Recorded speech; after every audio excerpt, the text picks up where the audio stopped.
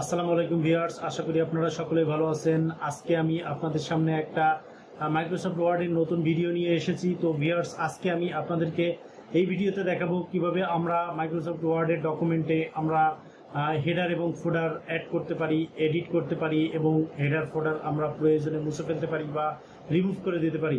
তো ভিউয়ার্স, চলুন আর কথা না বাড়িয়ে আমরা আমাদের মূল আলোচনায় চলে যাই। তো ভিউয়ার্স, তার আগে আমি আপনাদেরকে একটা কথা বলতে চাই। আপনারা যারা আমার চ্যানেলটিকে এখনো সাবস্ক্রাইব করেননি তাদেরকে অনুরোধ করব অবশ্যই আমার চ্যানেলটিকে সাবস্ক্রাইব করবেন, এবং যারা অলরেডি সাবস্ক্রাইব করছেন তাদেরকে অসংখ্য ধন্যবাদ। তো ভিউয়ার্স, আমি এখানে মাইক্রোসফট ওয়ার্ডের একটা পেজ ওপেন করে রেখেছি। এখানে আমি আজকে আপনাদেরকে দেখাবো কিভাবে আমরা হেডারটা যুক্ত করতে পারি। তো ভিউয়ার্স, আমরা যখন হেডারটা যুক্ত করব তখন সর্বপ্রথম আমাদেরকে এই মাইক্রোসফট ওয়ার্ডের যে ডকুমেন্টের উপরে যে মার্জিনটা রয়েছে সেই মার্জিনের উপরে আমরা জাস্ট এখানে মাউস দিয়ে ডাবল ক্লিক করব। ডাবল ক্লিক করার পরে কিন্তু ভিউয়ার্স আপনারা দেখতে পাচ্ছেন এখানে একটা হেডার বক্স ওপেন হয়েছে। তো আমরা এই হেডার বক্সে আমাদের প্রয়োজন অনুযায়ী আমরা যে কোনো কিছু এখানে অ্যাড করতে পারি। তো ভিউয়ার্স, আমরা এখানে সাপোজ আমরা এখানে আমরা অ্যাড করব COMMON কমন শিট, SHEET। তো ভিউয়ার্স, আমি জাস্ট আপনাদেরকে দেখানোর জন্য এখানে কমন শিট নামে একটা লেখা এখানে অ্যাড করলাম। তো আমরা এই কমন শিটটাকে আমরা এখানে অ্যাড করে দিয়ে আমরা জাস্ট এই হেডারের বাইরে আমরা মাউস দিয়ে একটা ডাবল ক্লিক করব। ডাবল ক্লিক করার পরে ভিউয়ার্স দেখেন এখানে কিন্তু হেডারটা যুক্ত হয়ে গেছে।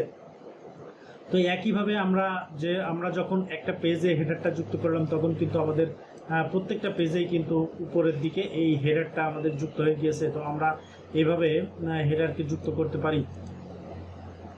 আমরা চাইলে আমাদের পছন্দ মতো যে কোনো দিকে আমরা হেডারটাকে যুক্ত করতে পারি। তো ভিউয়ার্স, আমি আপনাদেরকে দেখাবো এখান থেকে।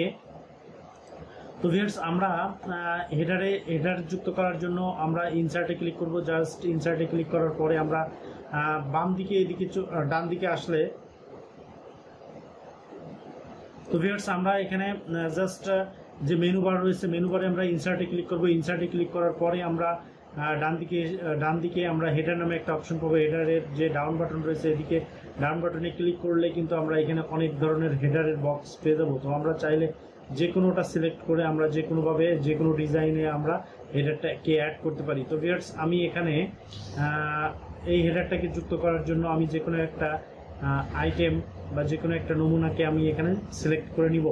তো ধরুন আমি এটাকে সিলেক্ট করলাম। সিলেক্ট করে আমি জাস্ট এখানে কমন পেজ লিখলাম। তো ভিউয়ার্স দেখেন এখানে আমি এই টাইটেলে কমন পেজ লেখাতে আমার এখানে হেডারটাকে যুক্ত হয়ে গেছে। তো আমি বাইরে ক্লিক করলে জাস্ট আমার এখানে কিন্তু প্রত্যেকটা পেজে হেডার হিসেবে যুক্ত হয়ে গেছে। তো আমরা যখন হেডারকে রিমুভ করতে চাই বা মুছে ফেলতে চাই তখন একইভাবে আমরা ইনসার্টে যাব। ইনসার্টে ক্লিক করার পরে আমরা এখান থেকে হেডারে ক্লিক করব। হেডারে ক্লিক করার পরে ভিউয়ার্স এখানে দেখেন আমরা এডিট হেডার, রিমুভ হেডার নামে একটা অপশন পাবো। তো আমরা জাস্ট এখানে রিমুভে ক্লিক করব। রিমুভ ক্লিক করার পরে কিন্তু আমাদের যে হেডারটা আমরা এখানে যুক্ত করেছিলাম সেই হেডারটা কিন্তু এখান থেকে মুছে গেছে।